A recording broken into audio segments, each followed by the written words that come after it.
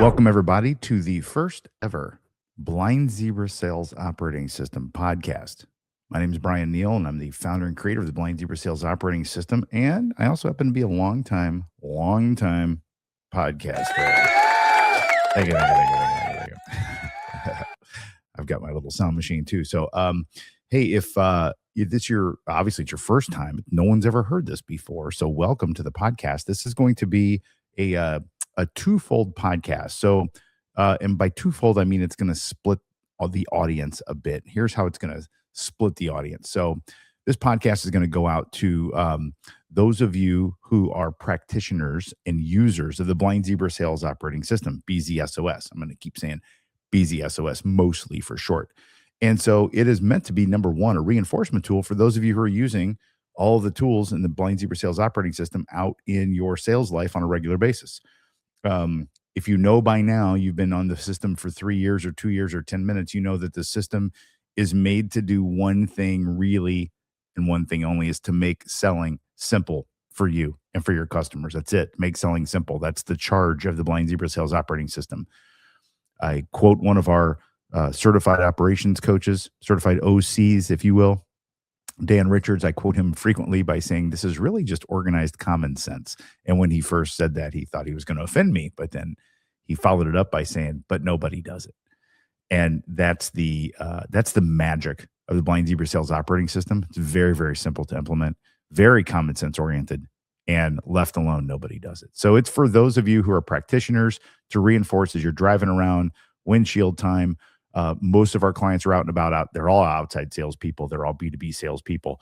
And this is meant to be a reinforcement tool for you. So it's going to be tool-based. I'm going to hit some of the tools, go a little deeper on them, maybe tell you some backstory, tell them some personal usage samples, maybe give you some samples on how things might sound so you can hear directly from the founder and the author of the operating system for you. So no, that's the first set of the audience is going to be to those of you who are users and practitioners of the Blind Zebra Sales Operating System. The other group is people that have no idea what I'm talking about. No, seriously. It's also meant to introduce people to BZSOS in a very light fashion with some value in it. Now, here's the fun part. So those of you who are listening because you listen to the Advanced Selling podcast, or maybe you listen to my other podcast, Sales Unscripted with Margaret, you listen to Advanced Selling podcast with Bill. This is just me for now. Now, I'm going to have BZSOS practitioners as guests on this show down the road, but the first few episodes are just going to be me. And if you've heard me talk about it, you may have even heard me sing the jingle. BZSOS at blind-zebra.com. I can also play that on the piano, by the way. I figured out how to play it. But you've heard me talk about it. You wonder what it is. It's literally a set of systemized checklists and processes that help make your sales life easier, making selling simple. That's all it is. And so that you don't have to think of this stuff on your own. And secondarily, if you're a sales leader and you're leading a big team, and you're trying to get consistency in the way that you operate, and most CFOs and CEOs would love that if you're the CRO and you want to be a good practitioner and owner of your domain. They love consistency, they love predictability, and they love simplicity and being real. All those things are in this. That's what it's for. And so I'm going to highlight some tools and talk about things that you can at least think about and get exposure to. Here, and you'll still get value from it either way. Now, because of that, sometimes I'm going to be talking in code. I just am. So the people that run on BZSOS, you'll get the code. You'll be like, I know what he's talking about. And those of you who don't, like, wonder what he's talking about. And then maybe you'll call us and see what I'm talking about. That's not on purpose. I'm not like trying to play Taylor Swift and drop Easter eggs. Although she's done pretty well with that. Maybe I should. I wonder where they came up with the name Easter egg for that. I don't know. Someone shoot me a note on LinkedIn and tell me where the Easter egg concept actually came. I guess because you go find things, but Easter eggs are colorful and, I don't know. Anyway, so that's the setup, what this podcast is for. It's for those of you who are running on this BZSOS, the Blind Zebra Sales Operating System, for reinforcement, going to be tool-based. So today's just an intro episode, but after that, we're going to start getting into some tools. And then it is for those of you who aren't running on the system, but are intrigued or curious, or maybe you follow us because I've got another podcast, or you follow me on LinkedIn or something like that, to kind of introduce you to some of those tools and ideas. And at some point, you'll get the courage to email me at bzsos@blind-zebra.com, and you'll learn what all these hundreds and thousands of other people already know, which is BZSOS is the way to do sales. It just is. Okay. So in today's episode, I'm going to talk a little bit about the backstory. I'm going to tell you how we got to here. And some of you may not care about history and whatever else, but I'll just tell you a little bit of the story. I'm going to go way back, way back, way back, way back. I'm going to go to graduating from college from Indiana University. I'm recording this in January of 2026, and my little Hoosiers are the national champions of the college football world. Fantastic. Anyway, I digress. We have a business school there. It's called the Kelly School of Business. It's named after a family who donated a bunch of money there. It's a pretty good business school. It's not bad. And they've got tracks, majors like finance and accounting and marketing and all this stuff. Well, marketing was kind of my only thing. I just wasn't smart enough to do finance or operations or that sort of thing. And then when you go to get a job, the two jobs that you tend to get as a marketing major, this is in the early 90s, you either get a marketing job where you go work for Procter & Gamble and be a brand manager, or you get a sales job. And I happened to get a sales job. And because I just mentioned them, I got a sales job with Procter & Gamble. And so when I got into selling early 90s, selling diapers and feminine hygiene products, true story, paper towels, Jif peanut butter, Sunny Delight, I sold all that stuff to grocery stores. I learned really quickly that the way that the world was with selling did not fit my personality.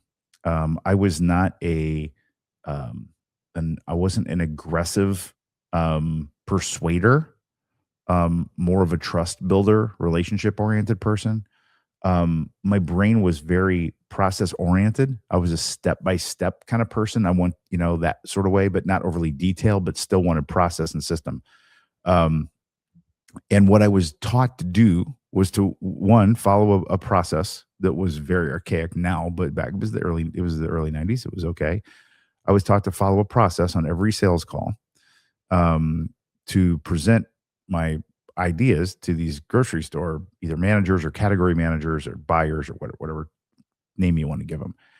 And we were taught to do it in a very sort of like pitchy, aggressive way, flowery and persuasive. And like our ideas were great and suggest these gigantic orders, like have this little grocery store pull in 2 truckloads full of Charmin paper or bath tissue, what have you. And I just didn't like it, man. I just was very uncomfortable with the way it was going. But I love the freedom. I love the problem-solving side of selling. I loved the results. I loved seeing the fruits of our labor in numbers. I was a scoreboard person. And there was just something about the way that I was taught to sell that I just didn't like. So I left. I left after about 5 years. I started a company with a friend from college. We distributed environmentally friendly cleaning equipment and cleaning supplies to restaurants and hotels and nursing homes, which is a great idea in 2026. It's an awful idea in 1996 because no one cared back then about the environment or anything. And I only knew how to sell the way P&G had taught me. And so I tried this. I was not being true to myself because I was trying to be like overly persuasive and convince everybody and do all this shticky stuff. And it just flopped. And so I was bankrupt within about 18 months, lost everything I had. Wasn't a lot, but it was everything. And so then I had brackets around my net worth. And if you know anything about finance, brackets around your net worth is not good. It's not good. You want that number to be green, not red, with brackets around it. I was in a bunch of credit card debt. It was bankrupt. It was terrible, terrible, terrible, terrible. So the only good thing about being absolutely broke is it's kind of hard to go broker, if you know what I mean. Like once you're bankrupt, you're bankrupt. There's a degree to it, but there really isn't. Like you basically have nothing, and it's just a matter of how much debt you're going to be forgiven to other people. But I'm like, okay, I've got to do something else. So I did networking. I was out and about, things that I still teach in the operating system. I actually was doing back then, not knowing that it was part of a system, and met a guy named Bill Caskey, who's now my other podcast partner. And he was a sales trainer. And I didn't know that there was sales training in the world. I had always been trained at P&G, and it was like big corporate, structured. But there was training for little companies. I didn't know this. And so I joined Bill, and I sort of fell in love with what I do now, that sales training bit. And so that's what I did from about June 2nd or 3rd, June 3rd, 1997. All the way up until today. It's what I've been doing in one shape or form or another. I did take a stand at one of our clients. That happens when you're a consultant. One of my clients hired me for 4 years and I went back to be partners with Bill again. And what we did, Bill was Sandler trained. BZSOS, by the way, is sales methodology agnostic. You can be Sandler, Spin, Medic, Challenger, Xerox, any professional selling systems. You can have any of those elements to the art of what you do. Totally fine. Even like in-call process, totally fine. We lay over all those. Miller Hyman, we lay over all those things with the operating system. So you never replace any methodology with BZSOS. You overlay it to make it better and stronger. We overlay over any process. We've got clients that still use their Sandler coach that are also BZSOS certified and run their operations side of their sales stuff on BZSOS. So, one of our friends here in Indianapolis gave me this phrase. His name's Tom Searcy, a really good sales coach guy, process-oriented guy, different than BZSOS. His company's called Hunt Big Sales. And Tom gave me this quote. I think he attributed it to his dad, but I heard it from him. And it says that sales is 90% process and 10% magic. Sales is 90% process and 10% magic. And when I looked in the mirror, when I heard that and thought of all the things I teach my clients, it's mostly magic. It's the art part of it. It's the what to say. Let's go Sandler for a second. It's the 30-second commercial. It's the pain funnel. It's reversing and pendulum management. That's all Sandler stuff. And let's go Challenger. It's teach, tailor, take control. It's sharing corporate insights. It's constructive tension and phrasing. Those sorts of things. Let's go Medic. So it's qualification. Medic is a qualification system. And those are great. They're awesome. They're fantastic. They aren't really, though, process at their core. They're more what to say, not what to do. And one of the president of one of our clients who actually got certified, he's one of our certified coaches, OCs, that's the inside speak. If you want to know what an OC is, you got to email me, bzsos@blind-zebra.com. He said, Sandler tells my guys what to say. BZSOS tells them what to do. And if you go down the process over magic, sales results are 90% what you're doing, 10% what you're saying. And we teach in this method, in our system, what to do. It's what to do. And so I had a lot of success teaching the magic for a while, and it was great. And then COVID hit, and I thought I was going to go out of business. Like a lot of people are like, what is going to go on here? And I thought I was going to go out of business. I really did. I'm sitting there on a Sunday night. I'm like, okay, I've got to find a job. I haven't had a job for almost 20 years working for somebody else. What am I going to do? And I'm like, hang on, let's self-coach here a little bit. What do people need right now? That's why I thought. And what did they need to do in COVID was learn how to sell remotely. And we had a mix of clients, some that were inside sales teams that sold remotely, some, though, that were outside sales teams who had no idea how to conduct a meeting on a Zoom, how to prospect via Zoom and LinkedIn and all these things. And so I did what any person in the mode of survival a bit would do. I went to Amazon. I bought TV lights to make a TV studio and built a TV studio in about an hour, and then started doing things online. And we blew up from about 14 clients to 90 clients. We did that. Plus we made my wife our CEO. That's the real reason we blew up, but that's the truth. And we blew up, and I was the only coach, and I was still teaching the magic, and I was doing it in a very customized way. I was customizing every syllabus for every client, and had to keep track of where I was with everything. And I would make the syllabus up with the sales leader. And it was great. It was high touch, high custom, not scalable, and not scalable to the point where we were so big. I was like, oh my God, I'm going to walk off the set. I can't handle this stuff. We had grown so fast. We had no operating system ourselves for our business.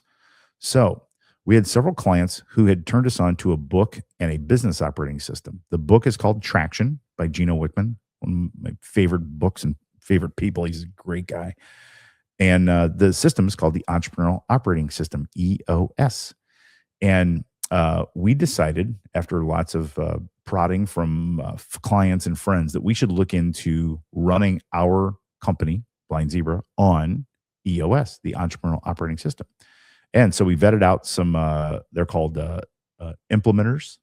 And we got a phenomenal implementer named Justin Most, who is an all-star, super famous guy in the EOS community. And And he put us on the track to operate our company on EOS. And it has been lights out, unbelievably good for our company. While that's happening, now I'm getting to the end of the story. Where did BZSOS come from? This is where it came from. So EOS is brilliant. It's fantastic. It's for a growing company to help them scale, put systems and processes in that allow them to continue to get traction on their growth. It's getting traction, just movement forward. Well, it has a couple things in sales and marketing, but not a lot. And I'm looking at this system and I'm going, I have the sales part of this that's missing. I have it. The problem is it's in my head and on a bunch of whiteboards and pictures of whiteboards I have over the last 20 years. Not really ready for prime time use yet.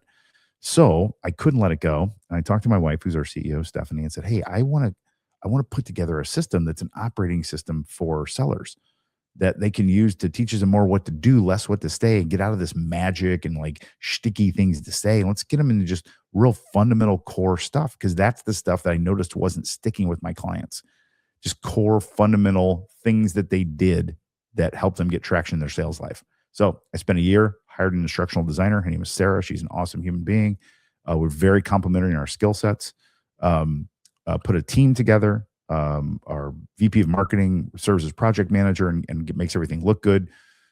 And when we got an LMS, a learning management system, we put a certification track in place. We developed all these tools. We developed upwards of 44 different tools. A tool in the BZSOS is just a mini checklist or a mini process. And it's very situational.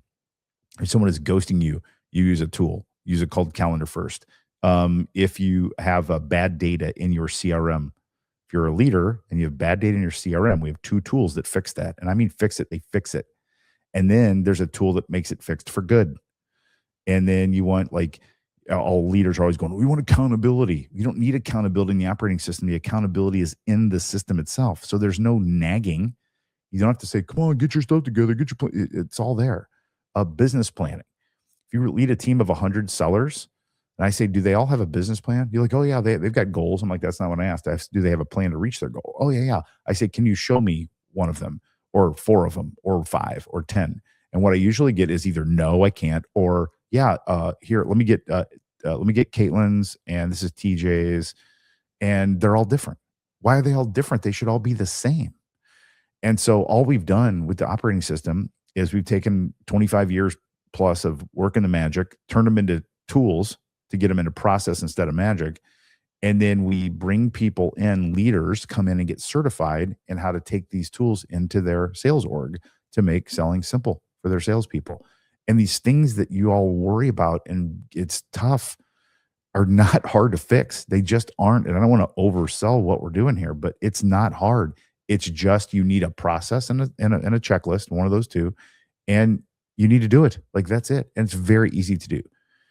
I'm an efficiency junkie. Less is more. Simple is better. The fewer steps, the better. Everything we have in the system is as simple as we could possibly make it. It is not complicated. Then it's just a matter of choosing to do it or not do it. So we launched in December of 2023. We had a group of 6 people to become certified coaches. The way the model works is the companies that you all work for pay to get sales leaders certified in the system so that they can come back and bring the operating system into their organization. We do that for a couple of reasons. Number one is we want the company to buy in. We don't want an individual to buy in. This isn't an individual coaching program. It's for a company. And companies, have bigger budgets and they can invest more, which is great for support and that sort of thing. But the other thing that solves is, in the past, remember I told you in the story that I used to be the one that I would be the one that like did custom syllabi for everybody. Well, it dawned on us, you know about your business better than we do. Why don't you take our tools? They're very easy to understand, and you go customize them and integrate them into your world. And so that's what we do. So we started with 6 in December 2023. As of this recording, we have 122 certified coaches that are all delivering that work to nearly 1,000 salespeople in just 3 years. We will be hosting tomorrow. I'm recording this in January of 2026. We will be hosting our largest certification class ever starting tomorrow, and we'll have 25 people in that certification class. So we are onto something. And if we get any feedback, which we get lots of good feedback, and it's mostly good, it is, I wish I would have done this sooner. This is so simple. I always tried to solve these problems with training, and there's all sorts of things wrong with training. And I was a trainer for 20 plus years, 97 until 3 years ago. What is that? Yeah, 97. That's a long time. Let's do that.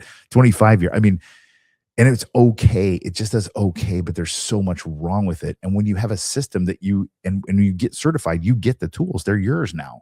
You get to keep them. And it just solves a whole lot of problems. We've been trying to solve the same problems the same way for so long, and now there's a different solution. That's how we got to BZSOS, and we're super proud of what we're doing, and we're growing. And the outpouring of community that's happened. This is an unintended consequence. We didn't set out to do this. If you're team BZ, you're team BZ. There's a way about you. You're down to earth. You're simple is better. You're an efficiency person. You hate cheesy, sticky lines. You're not the person that's going to debate that. You're not looking for the hook. You're not looking for and God, have you given up on this? Yeah. It's not that. Okay. It's just like normal people. And when normal people, sellers, talk to normal people, buyers, and go through an efficient, effective process and get to an answer, regardless if the answer is yes or no, it's good for all. It just is. And that's what the Blind Zebra Sales Operating System is all about. So you heard the call to action. Just email us, bzsos@blind-zebra.com. Subsequent episodes now, I'm going to go into some of the tools and just highlight them, talk about them, and then I'm going to have guests on, all sorts of things. So we're just getting going here. So that's it. Thanks for listening to episode 1 of the Blind Zebra Sales Operating System. I'm B. Neal. Call me BZ, though. Would you just call me BZ? It's easier that way. I'll see you next time. Cheers.